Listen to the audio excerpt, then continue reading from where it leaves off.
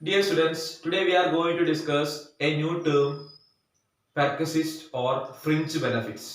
What is perquisite or fringe benefits? Perquisite is any non-cash benefit provided by the employer to employees in addition to his salary or wage.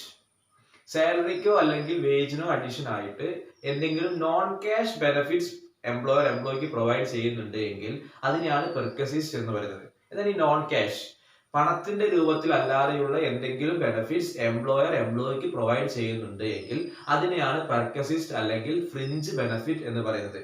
ഇപ്പൊ നമ്മൾ example ആയിട്ട് പറയുകയാണെങ്കിൽ ഇപ്പൊ ഞാനൊരു private സെക്ടറിലെ employee ആണ്. എനിക്ക് employer ഒരു car provide ചെയ്യുന്നുണ്ട്. കമ്പനിയിൽ നിന്ന് വീട്ടിലേക്ക് പോകാനും തിരിച്ച് ഓഫീസിലേക്ക് വരുന്നതിന് വേണ്ടിയിട്ട് എനിക്കൊരു കാർ പ്രൊവൈഡ് ചെയ്യുന്നുണ്ട് എങ്കിൽ എന്താണ് അത് ഫ്രിഞ്ച് ബെനിഫിറ്റ് ആണ്. എനിക്ക് ഫ്രീ ഫുഡ് പ്രൊവൈഡ് ചെയ്യുന്നുണ്ട് എങ്കിൽ അത് ഫ്രിഞ്ച് ബെനിഫിറ്റ് ആണ്. എനിക്ക് ഫ്രീ ആയിട്ട് താമസ സ്ഥലം പ്രൊവൈഡ് ചെയ്യുന്നുണ്ട് എങ്കിൽ അത് ഫ്രിഞ്ച് ബെനിഫിറ്റ് ആണ്. അവിടെ ക്യാഷിന്റെ രൂപത്തിലാണ് നമുക്ക് കിട്ടുന്നത്. അല്ല, അതല്ലാതെ വേറെ എന്തെങ്കിലും ഫെസിലിറ്റീസ് ആയിട്ടോ അല്ലെങ്കിൽ വേറെ എന്തെങ്കിലും ബെനിഫിറ്റ് ആയിട്ട് നമുക്ക് കിട്ടുന്നതിന് നമുക്ക് എന്ത് പറയാം? ഫ്രിഞ്ച് ബെനിഫിറ്റ്സ് അല്ലെങ്കിൽ പെർക്വസിസ്റ്റ് എന്ന് പറയാം. ഓക്കെ, അപ്പൊ അവിടെ മെയിൻ ആയിട്ട് 3 തരത്തിലുള്ള പെർക്വസിസ്റ്റ് ആണുള്ളത്. there are 3 types of perquisites. First one, perquisite taxable of all employees. Then perquisite taxable in case of specified employees. Then third one, tax free perquisite. അതിന് 3 തരത്തിലുള്ള ക്ലാസിഫിക്കേഷൻ ആണുള്ളത്. അതിൽ ഫസ്റ്റ് ക്ലാസിഫിക്കേഷൻ ആയിട്ടുള്ള perquisite taxable in case of all employees ആണ് നമ്മളിവിടെ discuss ചെയ്യാൻ പോകുന്നത്. Perquisite taxable in case of all employees.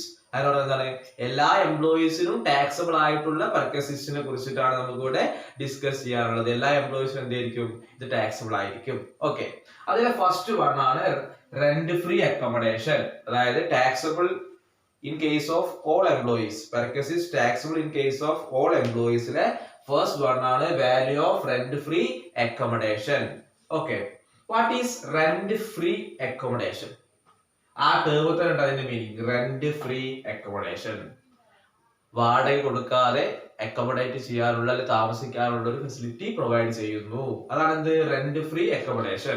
അപ്പൊ അങ്ങനെ റെന്റ് ഫ്രീ അക്കോമഡേഷൻ പ്രൊവൈഡ് ചെയ്യുന്നുണ്ട് എങ്കിൽ അതിന്റെ ടാക്സ് ട്രീറ്റ്മെന്റ് എങ്ങനെയാണെന്നൊക്കെയാണ് ഇവിടെ ഡിസ്കസ് ചെയ്യുന്നത്. ഓക്കെ, ഇവിടെ മെയിൻ ആയിട്ട് 2 കേസിലാണ് നമ്മൾ ഇവിടെ ഡിസ്കഷൻ തുടരുന്നത്.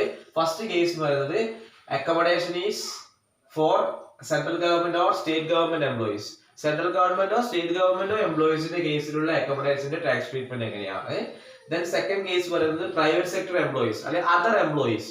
ഗവൺമെന്റ് എംപ്ലോയീസ് അല്ലാതെ അതർ എംപ്ലോയീസ് എന്ന് പറയുമ്പോൾ പ്രൈവറ്റ് സെക്ടർ എംപ്ലോയീസ് ആണ് അല്ലെ. അപ്പൊ പ്രൈവറ്റ് സെക്ടർ എംപ്ലോയീസിന്റെ കേസിലും അതുപോലെ തന്നെ government central government and state government എംപ്ലോയീസിന്റെ കേസിലാണ് നമുക്ക് ഇത് പഠിക്കാനുള്ളത്. ഓക്കെ, അതിൽ ഫസ്റ്റ് തന്നെ central government or state government എംപ്ലോയീസിന്റെ കേസിലാണെന്നുണ്ടെങ്കിൽ 3 തരത്തിലുള്ള ക്ലാസിഫിക്കേഷൻസ് ഉണ്ട്. First one, where the accommodation is unfurnished. Okay, central government or state government എംപ്ലോയീസിന്റെ കേസിൽ അവർക്ക് എന്താണ് താമസിക്കാനുള്ള ഒരു വീട് ഫ്രീ ആയിട്ട് റെന്റ് ഫ്രീ അക്കോമഡേഷൻ പ്രൊവൈഡ് ചെയ്യുന്നുണ്ട് എങ്കിൽ അതിന്റെ ടാക്സ് ട്രീറ്റ്മെന്റിലേക്കാണ് നടക്കുന്നത്. അതിൽ മെയിൻ ആയിട്ട് 3 തരത്തിലുള്ള ക്ലാസിഫിക്കേഷൻ ആണുള്ളത്. First one, where the accommodation is unfurnished. എന്താ അൺഫർണിഷ്ഡ് പറഞ്ഞാല്? Accommodation is unfurnished. വീട് പ്രൊവൈഡ് ചെയ്യുന്നുണ്ട്, ഹൗസ് പ്രൊവൈഡ് ചെയ്യുന്നുണ്ട്, പക്ഷെ അവിടെ ഫർണിച്ചേഴ്സ് ഒന്നും ഉണ്ടാവില്ല, ഹൗസ് മാത്രമേ ഉണ്ടാവുള്ളൂ. അൺഫർണിഷ്ഡ്. ഇപ്പൊ എന്താണ്, ഞാനൊരു ഗവൺമെന്റ് എംപ്ലോയി ആണ്, എനിക്ക് ഗവൺമെന്റ് എന്താണ് താമസിക്കുന്നതിന് വേണ്ടിയിട്ട് ഒരു ഹൗസ് പ്രൊവൈഡ് ചെയ്യാണ്. ആ ഹൗസ് മാത്രമേ ഉള്ളൂ, അതിൽ ഫർണിച്ചേഴ്സ് ഒന്നുമില്ല. അതായത് നമുക്ക് കിച്ചണിലേക്ക് യൂസ് ചെയ്യാനുള്ള എക്യുപ്മെന്റ്സ് ഉണ്ടാവില്ല, ഫ്രിഡ്ജ് ഉണ്ടാവില്ല, വാഷിംഗ് മെഷീൻ ഉണ്ടാവില്ല, അല്ലെങ്കിൽ TV അല്ലെങ്കിൽ അങ്ങനെയുള്ള സോഫ സെറ്റ് അങ്ങനെയുള്ള ഒരു ഫർണിച്ചേഴ്സ് ഉണ്ടാവില്ല. ആകെ എന്താണ് ഹൗസ് മാത്രമായിട്ട് പ്രൊവൈഡ് ചെയ്യുന്നത് നമുക്ക് എന്ത് പറയാം? അൺഫർണിഷ്ഡ് എന്ന് പറയാം. ഫർണിച്ചർ ഒന്നും ഉണ്ടാവില്ല അല്ലെ. അപ്പൊ where the accommodation is unfurnished, government എംപ്ലോയീസിന്റെ കേസിലെ ഫസ്റ്റ് വൺ ആണ് where the accommodation is unfurnished. അങ്ങനെയാണ് എങ്കിൽ licence fee fixed by the government. Government പറയുന്ന ഒരു ഫീസ് ഉണ്ടാവും, ലൈസൻസ് ഫീസ് ഉണ്ടാവും. ആ ഫീസ് എന്ത് ചെയ്യും? ടാക്സബിൾ ആയിട്ട് വരും. ഓക്കെ, അത് ക്വസ്റ്റ്യനിൽ അല്ലെങ്കിൽ ഗവൺമെന്റ് ക്വസ്റ്റ്യനിലാണെങ്കിൽ ക്ലിയർ ആയിട്ട് പറയും എത്രയാണ് ഗവൺമെന്റ് ഫിക്സ് ചെയ്യുന്ന ലൈസൻസ് ഫീ എന്നുള്ളത്. ആ ലൈസൻസ് ഫീ എത്രയാണോ അത് എന്ത് ചെയ്യും? ടാക്സബിൾ പെർക്വസിസ്റ്റ് ആയിട്ട് വരും. Okay, first one where the accommodation is unfurnished. Then second one, accommodation is furnished. കണ്ടോ, അവിടെ അൺഫർണിഷ്ഡ് ആയിരുന്നു. രണ്ടാമത്തെ കേസിൽ ഇപ്പോ ഫർണിഷ്ഡ് ആയി. അങ്ങനെ പറഞ്ഞാൽ എന്താണ്? വീടും ഉണ്ട്, വീട്ടിൽ അത്യാവശ്യം നമുക്ക് ഉപയോഗിക്കാനുള്ള ഫേർണിച്ചേഴ്സും ഉണ്ട്. ഓക്കെ, അങ്ങനെയാണ് എങ്കിൽ അക്കോമഡേഷൻ ഈസ് ഫർണിഷ്ഡ് ആണ് എങ്കിൽ എങ്ങനെയാണ് ടാക്സ് ട്രീറ്റ്മെന്റ് നോക്കാം. Licence fee plus 10% cost of furniture. Unfurnished ആവുമ്പോൾ നമ്മൾ ലൈസൻസ് ഫീ പറഞ്ഞു. ഫർണിഷ്ഡ് ആവുന്ന സമയത്ത് ലൈസൻസ് ഫീ പ്ലസ് എന്താണ് 10% ഓഫ് കോസ്റ്റ് ഓഫ് ഫർണിച്ചർ. എത്രയാണോ എത്ര രൂപയുടെ ഫർണിച്ചേഴ്സ് ആണ് അവിടെ കൊടുത്തിട്ടുള്ളത് അതിന്റെ 10% എന്ത് ചെയ്യുക, ലൈസൻസ് ഫീയുടെ കൂടെ ആഡ് ചെയ്യുക. Where accommodation is furnished. Then third case പറയുന്നത് ഫർണിച്ചർ ഈസ് ഹയർഡ്. അതാണ് എന്താണ്, ഗവൺമെന്റിന്റെ കയ്യിലുള്ള ഫർണിച്ചേഴ്സ് അല്ല, ഗവൺമെന്റ് വേറെ ഇവിടെ നിന്ന് വാടകയ്ക്ക് എടുത്തിട്ട് എംപ്ലോയീസിന് യൂസ് ചെയ്യാൻ വേണ്ടി കൊടുക്കുകയാണ്. ഹയർ ചെയ്തിട്ട് എന്ത് ചെയ്യാണ്, എംപ്ലോയീസിന് ഉപയോഗിക്കാൻ വേണ്ടി കൊടുക്കുകയാണ്. ഫർണിച്ചർ ഈസ് ഹയർഡ് അല്ലെ, ഗവൺമെന്റിന്റെ ഫർണിച്ചേഴ്സ് അല്ല, ഗവൺമെന്റ് എന്താണ് വേറെ ഏതെങ്കിലും ആളുടെ കയ്യിൽ നിന്ന് എന്താണ് ഹയർ ചാർജസിന് എടുത്തിട്ട് കൊടുക്കുകയാണ്. അങ്ങനെയാണ് എങ്കിൽ അതിന്റെ ടാക്സ് ട്രീറ്റ്മെന്റ് എങ്ങനെ നോക്കാം. ലൈസൻസ് ഫീ പ്ലസ് എന്താണ് ആക്ച്വൽ ഹയർ ചാർജസ്. എത്രയാണ് വാടക ഇനത്തിൽ ആ ഫർണിച്ചറിന് ഗവൺമെന്റ് കൊടുക്കുന്നത്, അതാണ് എന്ത് actual hire charges. Licence fee plus actual hire charges. Okay, അപ്പൊ ഒന്നുകൂടെ പറയാം. നമ്മുടെ value of rent free accommodation ആണ് പറയുന്നത്. അത് പെർക്കസിസ്റ്റിലെ ഫസ്റ്റ് ക്ലാസിഫിക്കേഷൻ ആയിട്ടുള്ള taxable in case of all എംപ്ലോയീസിൽ വരുന്ന ഫസ്റ്റ് ഐറ്റം ആണ് എന്ത് value of rent free accommodation എന്ന് പറയുന്നത്. അത് രണ്ട് കേസ് ഉണ്ട്. Central government and state government എംപ്ലോയീസിന്റെ കേസും ഉണ്ട്, പ്രൈവറ്റ് സെക്ടർ എംപ്ലോയീസിന്റെ കേസും ഉണ്ട്. ഓക്കെ, അത് central government and state government employees ആണ് എങ്കിൽ 3 ക്ലാസിഫിക്കേഷൻ ആണുള്ളത്. ഫസ്റ്റ് വൺ എന്താണ്, if the accommodation is unfurnished. Accommodation unfurnished ആണ് എങ്കിൽ the license fee fixed by the government ആയിരിക്കും ടാക്സബിൾ ആയിട്ട് വരിക. then accommodation is furnished. അങ്ങനെയാണെങ്കിൽ നേരത്തെ പറഞ്ഞിട്ടുള്ള licence fee plus 10% of cost of furniture. എത്രയാണോ ഫർണിച്ചറിന് വേണ്ടിയിട്ട് ഗവൺമെന്റ് ചെലവാക്കിയിട്ടുള്ള കോസ്റ്റ് അതിന്റെ 10% എന്ത് ചെയ്യുക, ലൈസൻസ് ഫീന്റെ കൂടെ ആഡ് ചെയ്യുക.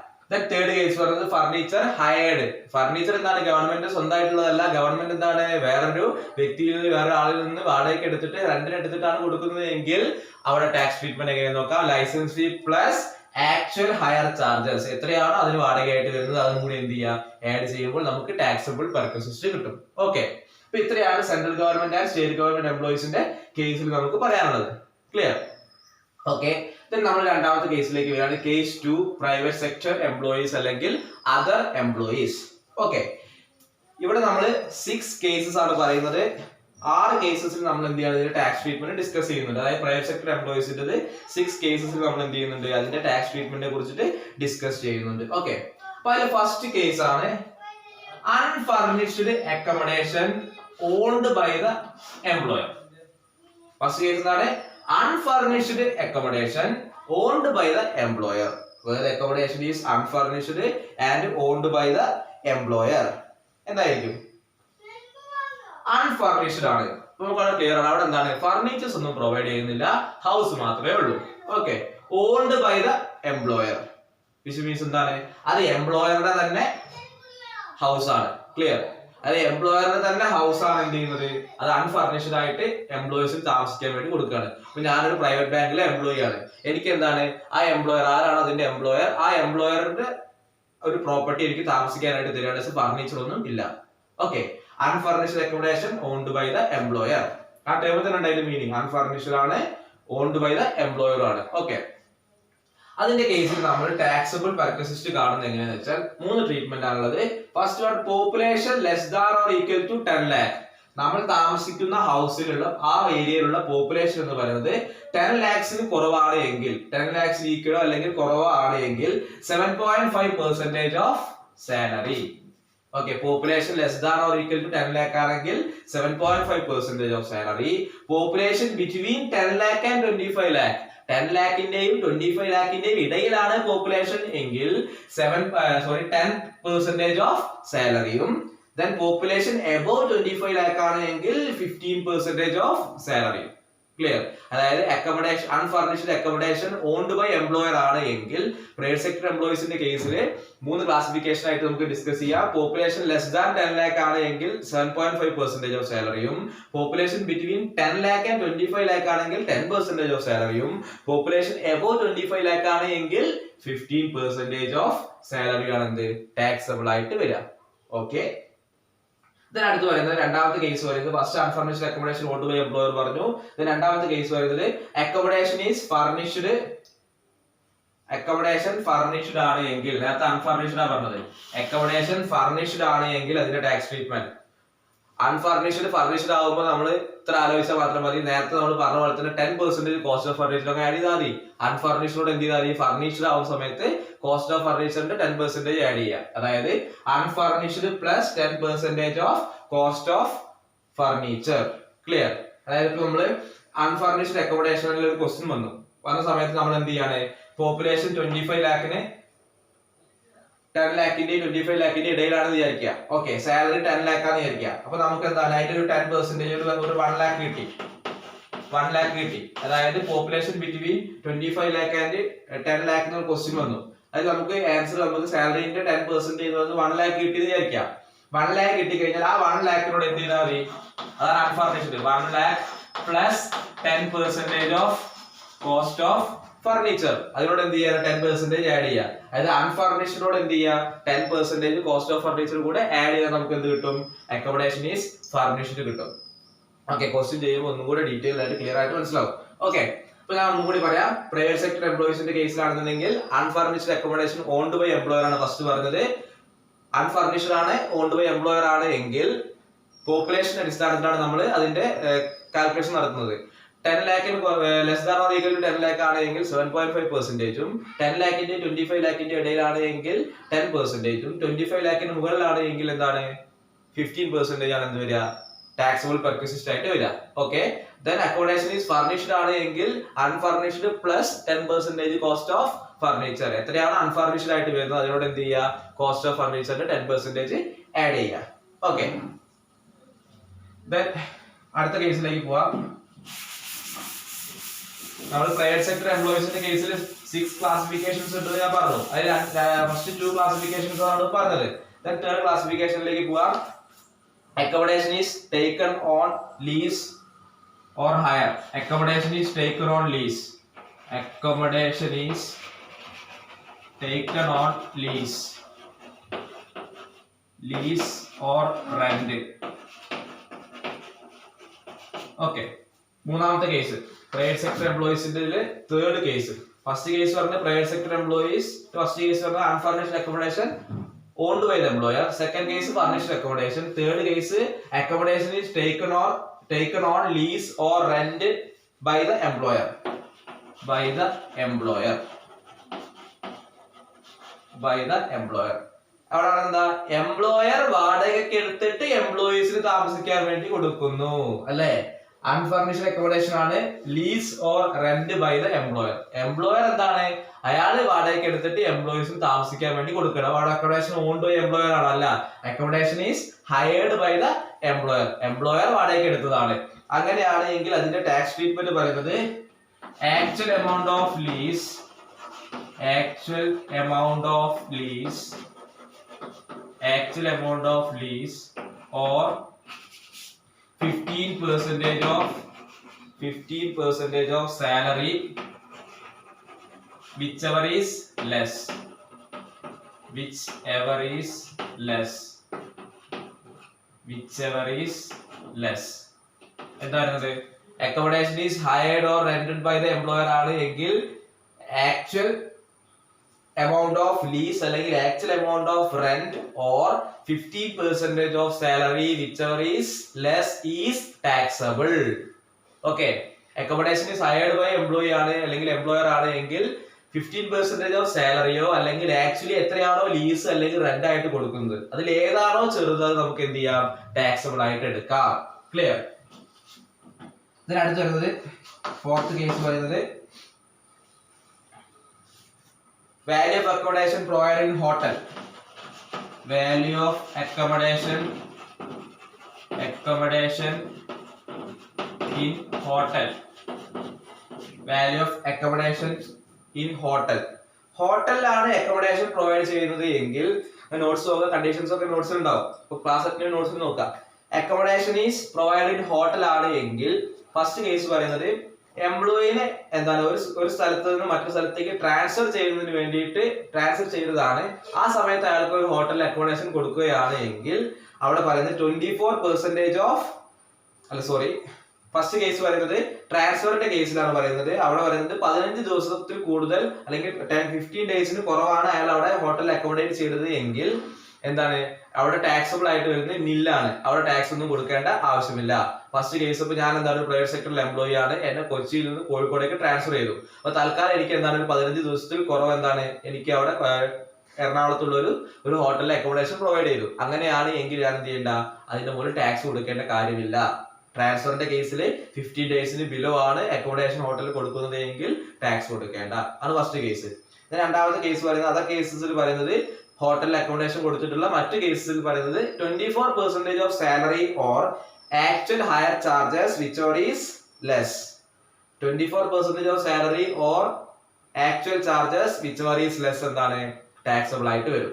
ഓക്കെ, ഇപ്പൊ അക്കോമഡേഷൻ പ്രൊവൈഡിംഗ് ഹോട്ടൽ ആണ് എങ്കിൽ ഫസ്റ്റ് പറയുന്നത് ട്രാൻസ്ഫറിന്റെ കേസിൽ 15 ദിവസത്തിൽ കുറവാണ് ഒരു ഹോട്ടലിൽ അക്കോമഡേറ്റ് ചെയ്യുന്നത് എങ്കിൽ വാല്യൂ ഓഫ് പെർക്വസിസ്റ്റ് എന്ന് പറയുന്നത് നില്ലാണ്. അതല്ലാത്ത കേസുകളിൽ പറയുന്നത് 24% ഓഫ് സാലറിയോ ഓർ എന്താണ് actual charges whichever is less എന്താണ് ടാക്സബിൾ ആയിട്ട് വരും. ഓക്കെ, അതാണ് ഫോർത്ത് കേസ് പറയുന്നത്. അടുത്ത കേസ് പറയുന്നത് accommodation provided at site. Accommodation provided at site. Accommodation provided at site. At site. Accommodation provided at site. നമ്മൾ എവിടെയാണ് ജോലി ചെയ്യുന്ന സ്ഥലത്ത് നമുക്ക് അക്കോമഡേഷൻ പ്രൊവൈഡ് ചെയ്യുകയാണെങ്കിൽ, ഇപ്പൊ മൈനിങ്ങിലോ അല്ലെങ്കിൽ കൺസ്ട്രക്ഷൻ വർക്കിലൊക്കെ ഏർപ്പെടുന്ന എംപ്ലോയീസ് ആണെന്നുണ്ടെങ്കിൽ അവിടെ തന്നെ ഒരു ടെന്റ് പോലെ അല്ല അവിടെ തന്നെ തൽക്കാലം ഒരു വീട് പോലെ ഉണ്ടാക്കിയിട്ടൊക്കെ താമസിക്കായിരിക്കും. അങ്ങനെയാണ് എങ്കിൽ ഒരു 800 സ്ക്വയർ ഫീറ്റിലൊക്കെ ഉള്ള ഒരു ഏരിയയാണ് അവർ അക്കോമഡേറ്റ് ചെയ്തിട്ടുള്ളത്. അതെന്താണ്, അവരൊരു ലൊക്കാലിറ്റി അല്ലെങ്കിൽ ഒരു കണ്ടെയ്ൻമെന്റ് ബോർഡ് അല്ലെങ്കിൽ മുനിസിപ്പാലിറ്റിയിൽ നിന്ന് ഒരു 8 കിലോമീറ്ററിന്റെ ഉള്ളിലുമാണ് എങ്കിൽ അവിടെ എന്താണ് വാല്യൂ ഓഫ് പെർക്വസിസ്റ്റ് നില്ലാണ്, അവിടെ ടാക്സ് ഒന്നും കൊടുക്കേണ്ട. അതായത് റിമോട്ട് ഏരിയയിലുള്ള ഏതെങ്കിലും കൺസ്ട്രക്ഷൻ വർക്കിലൊക്കെ പോകുന്ന സമയത്ത് ഒരു സൈറ്റിൽ തന്നെ അക്കോമഡേഷൻ പ്രൊവൈഡ് ചെയ്യുകയാണ് എങ്കിൽ അവിടെ ടാക്സബിൾ പെർക്വസിസ്റ്റ് ഉണ്ടാവില്ല, വാല്യൂ ഓഫ് പെർക്വസിസ്റ്റ് നില്ലായിരിക്കും. അത്ര ആലോചിച്ചാൽ മതി. അക്കോമഡേഷൻ പ്രൊവൈഡ് സൈറ്റിലാണ് അക്കോമഡേഷൻ പ്രൊവൈഡ് ചെയ്യുന്നത് എങ്കിൽ അവിടെ എന്താണ് വാല്യൂ ഓഫ് പെർക്വസിസ്റ്റ് നില്ലായിരിക്കും. സിക്സ്ത് വൺ പറയുന്നത് ലാസ്റ്റ് വൺ പറയുന്നത് accommodation provided at the time of transfer. Accommodation provided at the time of transfer. Provided at the time of transfer.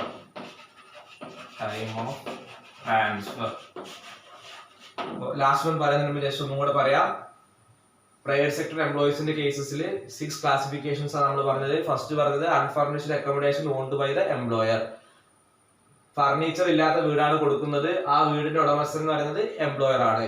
അങ്ങനെയാണെങ്കിൽ 3 കേസ് പറഞ്ഞു. Population less than 10 lakh ആണെങ്കിൽ 7.5%, 10 lakhിന്റെ 25 lakhിന്റെ between ആണ് എങ്കിൽ 10% of സാലറിയും, above 25 lakh ആണ് എങ്കിൽ എത്രയാണ് 15% ഓഫ് സാലറിയാണ് വരിക. അതാണ് ടാക്സബിൾ ആയിട്ട് വരിക. അതിൽ നിന്ന് എംപ്ലോയി എന്തെങ്കിലും റെന്റ് കൊടുക്കുന്നുണ്ടെങ്കിൽ ലെസ് ചെയ്യും പറഞ്ഞിട്ട് അത് പ്രോബ്ലം ചെയ്യുമ്പോൾ മനസ്സിലാവും.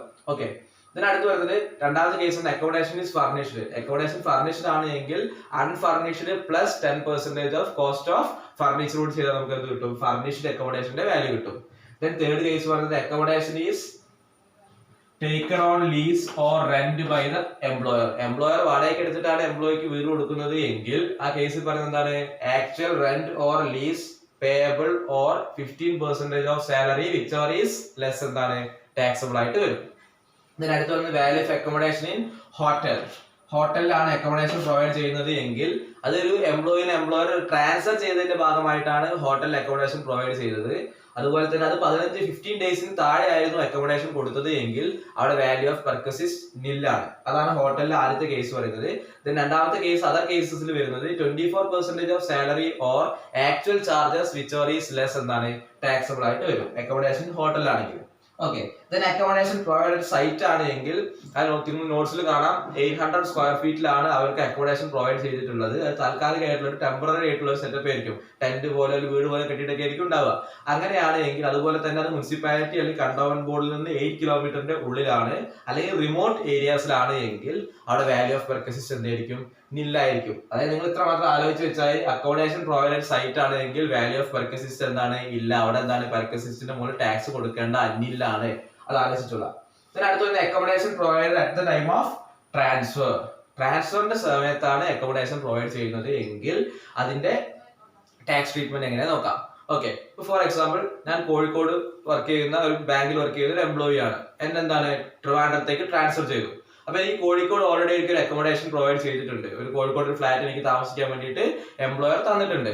ഞാൻ എന്ത് ചെയ്യാറ്, അവിടെ നിന്ന് നേരെ ട്രിവാൻഡ്രത്തേക്ക് പോവാണ്. ട്രിവാൻഡ്രത്തേക്ക് പോയിട്ട് അവിടെ എനിക്ക് എന്താണ് അക്കോമഡേഷൻ തരണം. അവിടെ അക്കോമഡേഷൻ തരുന്ന സമയത്ത് അവിടെ 8,000 rupees ആണ് വരുന്നത്. അങ്ങനെയുള്ള കേസിൽ എന്താണ്, ഏത് അക്കോമഡേഷന്റെ വാല്യൂ ആണ് കുറവുള്ളത്, കോഴിക്കോട് തന്നിട്ടുള്ള അക്കോമഡേഷന്റെ വാല്യൂ ആണോ കുറവ്, അതല്ലെങ്കിൽ ട്രിവാൻഡ്രത്തുള്ളതാണോ, രണ്ടും കൂടെ കമ്പയർ ചെയ്യും. ഏത് വാല്യൂ ആണ് കുറവ്, ആ കുറവുള്ള വാല്യൂവിന് മുകളിൽ നമ്മൾ എന്ത് ചെയ്യേണ്ടി വരും, ടാക്സ് കൊടുക്കേണ്ടി വരും. ക്ലിയർ? അതെന്താണ്, നമ്മളൊരു സ്ഥലത്ത് നിന്ന് മറ്റൊരു സ്ഥലത്തേക്ക് ട്രാൻസ്ഫർ ചെയ്യുന്ന സമയത്ത് ഓൾഡ് പ്ലേസും ന്യൂ പ്ലേസും ഉണ്ടാവും. നമ്മൾ ആദ്യം വർക്ക് ചെയ്യുന്ന സ്ഥലവും പുതുതായിട്ട് വർക്ക് ചെയ്യുന്ന സ്ഥലവും, ആ രണ്ട് സ്ഥലത്തെയുള്ള അക്കോമഡേഷന്റെ റേറ്റ് നോക്കും. ഏതാണോ കുറവ് അതിന് മുകളിൽ നമ്മൾ എന്ത് ചെയ്യേണ്ടി വരും, ടാക്സ് കൊടുക്കേണ്ടി വരും. അതാണ് എന്തുപോലെ ഏത് കേസിൽ വരുന്നത്, അക്കോമഡേഷൻ പ്രൊവൈഡർ എടുത്ത ടൈം ഓഫ് ട്രാൻസ്ഫറിൽ വരുന്നത്. സപ്പോസ് ഞാൻ കോഴിക്കോടുള്ള അക്കോമഡേഷൻ കോഴിക്കോട് ട്രിവാൻഡ്രത്തേക്ക് ട്രാൻസ്ഫർ ചെയ്തു. അപ്പൊ കോഴിക്കോടുള്ള വീട് 3 മാസമായിട്ട് ഞാൻ ഒഴിഞ്ഞു കൊടുത്തിട്ടില്ല, ഞാൻ ട്രിവാൻഡ്രത്ത് പുതിയ വീട്ടിൽ താമസിക്കാതെ തുടങ്ങിയിരിക്കുക. അതായത് 3 മന്ത്സിൽ കൂടുതൽ 2 ഹൗസും ഞാൻ ഹോൾഡ് ചെയ്യുകയാണ് എങ്കിൽ, അല്ലെങ്കിൽ അക്കോമഡേറ്റ് ചെയ്യുകയാണ് എങ്കിൽ, ആ ബോത്ത് കേസിലും നമ്മൾ എന്ത് ചെയ്യേണ്ടി വരും, ടാക്സ് കൊടുക്കേണ്ടി വരും. കോഴിക്കോടുള്ള ഫർണിഷ്ഡ് അക്കോമഡേഷനും അതുപോലെ തന്നെ ട്രിവാൻഡ്രത്തുള്ളതിന്റെ മുകളിൽ ഞാൻ രണ്ടിന്റെ മുകളിൽ ഞാൻ എന്ത് ചെയ്യേണ്ടി വരും, ടാക്സ് കൊടുക്കേണ്ടി വരും. ക്ലിയർ? അതായത് അക്കോമഡേഷൻ പ്രൊവൈഡർ അടുത്ത ടൈം ഓഫ് ട്രാൻസ്ഫർ ആണ് എങ്കിൽ ഫസ്റ്റ് കേസ് വരുന്നത് എന്താണ്, നമ്മള് രണ്ട് കേസിലും കമ്പയർ ചെയ്തിട്ട് ഏതാണോ കുറവ് അതിന്റെ മുകളിൽ ടാക്സ് കൊടുക്കുക. അതായത് കോഴിക്കോടുള്ള കേസും അതുപോലെ തന്നെ ട്രിവാൻഡ്രത്തുള്ള കേസും കമ്പയർ ചെയ്തിട്ട് ഏതാണോ കുറവ് അതിന്റെ മുകളിൽ ടാക്സ് കൊടുക്കുക. അത് ഫസ്റ്റ് കേസിൽ വരുന്നത്. രണ്ടാമത്തെ കേസിൽ പറയുന്നത്, നമ്മൾ 3 മാസത്തിന് ശേഷവും ഞാൻ എന്താണ് കോഴിക്കോടുള്ള വീട് ഒഴിഞ്ഞു കൊടുത്തിട്ടില്ല, ട്രിവാൻഡ്രത്ത് ഞാൻ താമസിക്കുകയും ചെയ്തു. അങ്ങനെയാണ് എങ്കിൽ രണ്ടിന്റെ മുകളിൽ നമ്മൾ എന്ത് ചെയ്യേണ്ടി വരും, ടാക്സ് കൊടുക്കേണ്ടി വരും. കോഴിക്കോടുള്ള ഹൗസിന്റെ മുകളിലും കൊടുക്കേണ്ടി വരും, അതുപോലെ തന്നെ എന്താണ് ട്രിവാൻഡ്രത്തുള്ളതിന്റെ മുകളിലും കൊടുക്കേണ്ടി വരും. ഓക്കെ, അതാണ് എന്തിൽ വരുന്നത്, accommodation provider at time of ട്രാൻസ്ഫറിൽ വരുന്നത്. ഓക്കെ, നമ്മള് ഇവിടെയൊക്കെ നമ്മുടെ അക്കോമഡേഷന്റെ കാര്യം പറഞ്ഞ സമയത്തൊക്കെ നമ്മൾ പറഞ്ഞു 15% ഓഫ് സാലറി, 10% ഓഫ് സാലറി ഒക്കെ പറഞ്ഞു. ഇവിടെ സാലറി എന്ന് പറഞ്ഞാൽ എന്താണ്, ഓരോ കേസിലും സാലറിന്റെ മീനിങ് വ്യത്യാസമുണ്ട്. HR കമ്പ്യൂട്ട് ചെയ്യുമ്പോൾ സാലറി ഇൻഡിക്കേഷൻ അല്ല ഗ്രാറ്റുവിറ്റി കാണുമ്പോഴത്, അല്ലെ? ഗ്രാറ്റുവിറ്റി കാണുമ്പോഴതല്ല, കമ്പ്യൂട്ടർ പെൻഷൻ കാണുമ്പോഴത്, ഓരോന്നിനും സാലറിന്റെ മീനിങ് വ്യത്യാസമുണ്ട്. ഇവിടെ സാലറി എന്ന് പറയുന്നത്, here salary is equal to ഒരു ഇക്വേഷൻ പറയുന്നുണ്ട്, എന്താണ്, basic salary plus dearness allowance which enter plus bonus plus commission plus fees plus all other taxable allowances plus any monetary payment which is chargeable to tax. ഇവിടെ salary എന്ന് പറയുന്നത് എന്തൊക്കെ കൂട്ടിയാലാണ് കിട്ടുക, basic pay plus dearness allowance which enter plus commission plus bonus plus fees plus other taxable allowances plus any monetary payment which is chargeable to tax. ഇത്രയും items total ചെയ്താൽ നമുക്ക് എന്ത് കിട്ടുക, സാലറി കിട്ടുക. ഓക്കെ, ഇത്രയാണ് പെർക്കസിസ്റ്റിലെ റെന്റ് ഫ്രീ അക്കോമഡേഷനിൽ നമുക്ക് പഠിക്കാനുള്ളത്. അപ്പോൾ നന്നായിട്ട് വായിച്ചു നോക്കുക. ഈ പറഞ്ഞത് എന്തെങ്കിലും ഡൗട്ട് ഉണ്ടെങ്കിൽ ചോദിക്കുക. ആ തിയറി നോട്ട്സ് നന്നായിട്ട് വായിച്ചു നോക്കുക. അതിലൊരു ചാർട്ട് നിങ്ങൾക്ക് നോട്ട്സ് തന്ന സമയത്ത് അതിലൊരു ചാർട്ടും കൂടെ തന്നിട്ടുണ്ട്. ആ ചാർട്ട് എന്ന് പറയുന്നത് ഞാൻ ഈ പറഞ്ഞതിന്റെ ഒരു ഷോർട്ട് ആയിട്ട് അറേഞ്ച് ചെയ്തതാണ്. അപ്പൊ ചാർട്ട് ജസ്റ്റ് ഒന്ന് വേണമെങ്കിൽ നോക്കിക്കോളാം. ചാർട്ടിലുള്ളതും തിയറി ഉള്ളതും സെയിം ആണ്. ഓക്കെ, നന്നായിട്ട് വായിച്ചു നോക്കുക. നെക്സ്റ്റ് ക്ലാസ്സിൽ നമ്മൾ ഇതിന്റെ പ്രോബ്ലം ആണ് ചെയ്യുന്ന സമയത്ത് അത് മനസ്സിലാവണമെന്നുണ്ടെങ്കിൽ ഈ തിയറീസ് മൊത്തമായിട്ട് അറിയണം. നമ്മൾ പറഞ്ഞിട്ടുള്ള ഈ 15% സാലറിയും പോപ്പുലേഷന്റെ കണക്കും ഇതൊക്കെ ഓർമ്മ ഉണ്ടെങ്കിൽ നമുക്ക് എന്ത് ചെയ്യാൻ കഴിയുള്ളൂ, പ്രോബ്ലം ചെയ്യാൻ കഴിയുള്ളൂ. അപ്പൊ തിയറി നന്നായിട്ട് വായിച്ചു നോക്കുക. എന്തെങ്കിലും ഡൗട്ട് ഉണ്ടെങ്കിൽ അത് പെട്ടെന്ന് തന്നെ ക്ലാരിഫൈ ചെയ്യുക. Okay, thank you.